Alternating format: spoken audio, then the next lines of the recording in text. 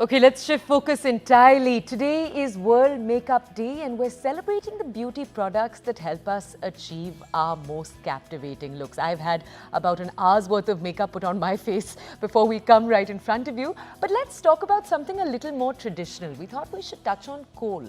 Known by many names, often as Kajal, Surma, it remains a timeless favorite for creating dramatic, mesmerizing eye looks. And it's a staple perhaps in every Indian woman's bag. Yet, have you ever noticed how your eyes sometimes can become teary or itchy after you've applied your Kajal? That's right. Experts have been cautioning that your beloved product can pose risks to eye health. We are not saying all Kajal is bad. We are just saying that prolonged use of Kajal can lead to complications. When applied to the waterline or the inner eyelid, kohl can introduce bacteria, increasing the likelihood of infections like conjunctivitis, potentially disrupting your natural tear film as well. But traditionally, and this is interesting, kohl was made using natural ingredients, but modern formulations can sometimes cause inflammation, even irritation. So perhaps the reason why more and more experts are now stressing that applying Kajal shouldn't actually be a daily habit, and if it is, you need to go about using it cautiously to ensure your eye health. They've also said it's worth consulting with experts about the long-term safety of the kohl that you're using and even considering returning to traditional national methods of crafting this very, very iconic cosmetic.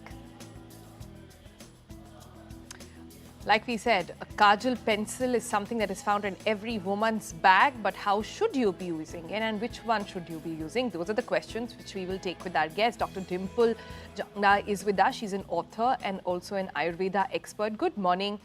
So lovely to have you, Dr. Dimple, with us. So three women discussing Kajal. I have to first start by asking, is it really as bad as it is made out to be? Because my mother or my grandmother watching this episode right now would say that, listen, in our days, it was supposed to prevent from any kind of, diseases. Nowadays, it's become a fad. I absolutely agree with your grandmother. In fact, right now I'm wearing Kajal, organic Kajal, and I've stopped wearing eyeliners and mascaras excessively because there was a recent case where a girl used a cheap mascara and literally lost her eyesight.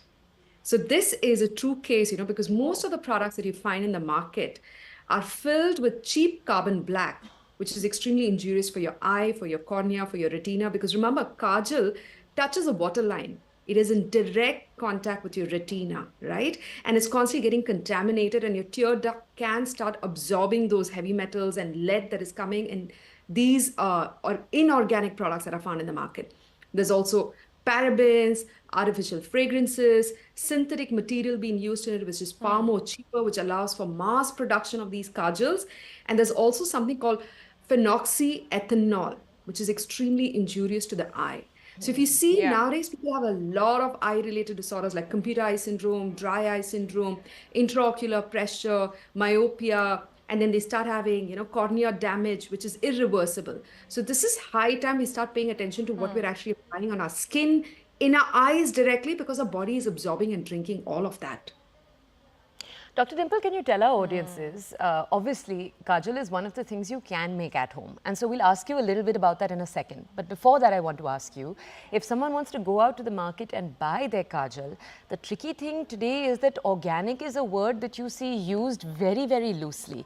So I want you to tell our audiences what they should be looking for on the label, because a number of the chemicals you've mentioned also can come under different names. So what should we be looking for when we're going out there and actually shopping? Let me tell you something. Anything that you are not willing to eat should not be applied on your eye. So when you look at the Kajal ingredients, look and check if they are edible ingredients.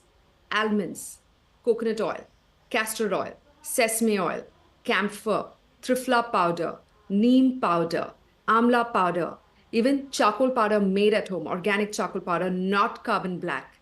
These are your organic powders, even kalonji seed powder.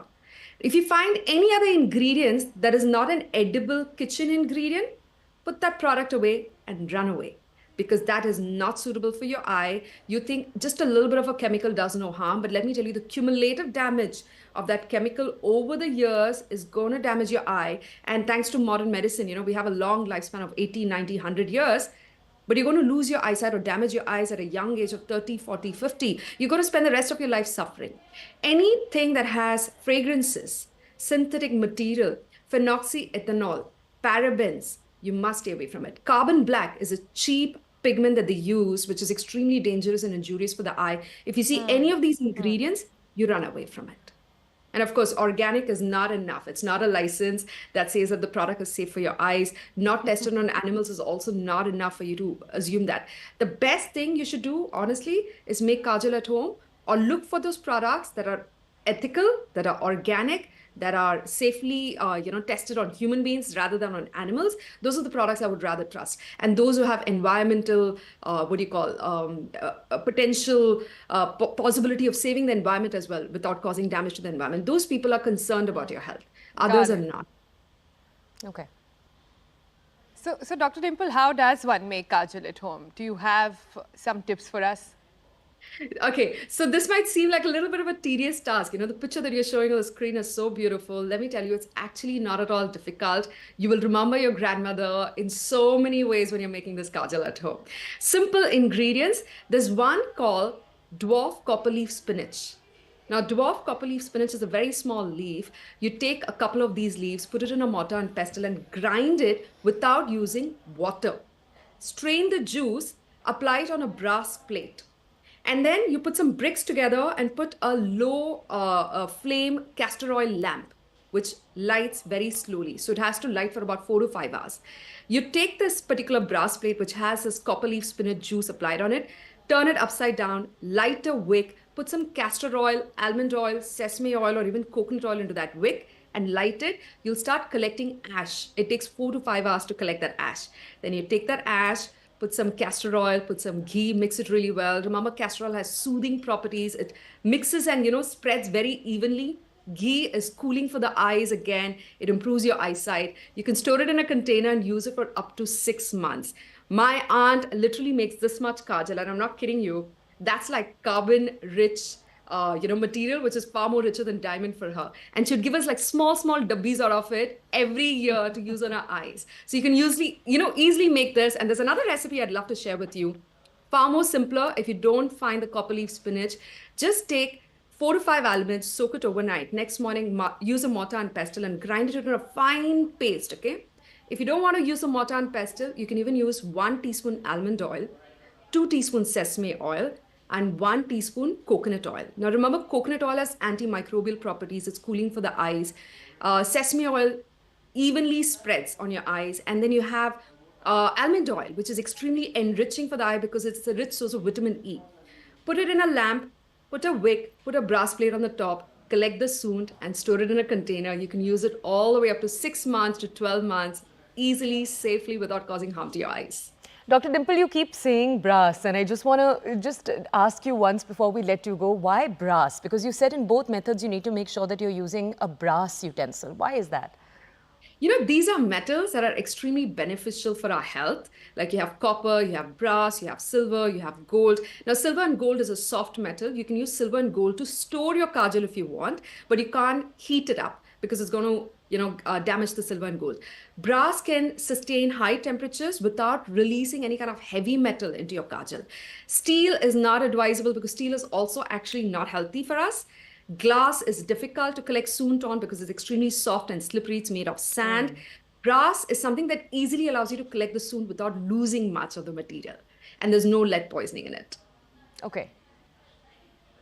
Okay. So those are lots of tips, and for people watching us at home right now, you can go back to the YouTube page, go back, pause, write down, take all the notes and ensure that you have all of those. But Dr. Dimple, last question really. When we discuss kajal, is it only that, or does it apply to eyeliners, mascara, all of it, and all of them have different levels of danger? And second, I want to talk about this entire waterproof thing. Now, the thing with homemade kajal, and anybody who's had it, I've had some experience with it, is that it smudges off very easily, and that's the reason why you go for these products that stay on longer. So is that also an issue? In fact, if your kajal smudges, It's a sign that it's organic and it's healthy for your eyes. If it doesn't smudge, it has industrial plasticity in it. Now, remember, microplastics is becoming one of the major triggers for cancer in our body and Yeah. endocrine disruption. And we have microplastics in literally everything, our skincare products, our personal care products at home, our food, our containers, everything has microplastics. So if it is waterproof, it's definitely not advisable. And talking about mascara and eyeliner, I know lots of us shifted from kajal to mascara eyeliner because it's easy, it doesn't smudge, it stays on the eye longer. But recently I stopped applying eyeliner. I have applied eyeliner since the age of 16 up to the age of 40. And let me tell you, ever since I stopped applying eyeliner, I feel my eyes are lighter and healthier. Now, this is an artificial product that you're laying on this thin skin above your eyes, which is extremely sensitive to heat, to light, to color, to pigments, to products, and it's absorbing everything. The pores are extremely minute. You're literally damaging your upper eyelid and skin long term. And mascara is probably one of the most dangerous products out there. Young girl who used a cheap mascara literally lost her eyesight. Right. You don't want to experiment with the eyes. Remember, your eyes are the windows to your soul and allows you to experience this earth and this beautiful planet. So you want to take care of them. Dr. Dimple, thank you. It's been beautiful. It's been really lovely, not just hearing all of the advice you've given, each of the ingredients and how to make it at home, but also just the general energy, the spirit with which you come on the show this morning. Thank you for joining us. Okay, let's take you, our audiences now.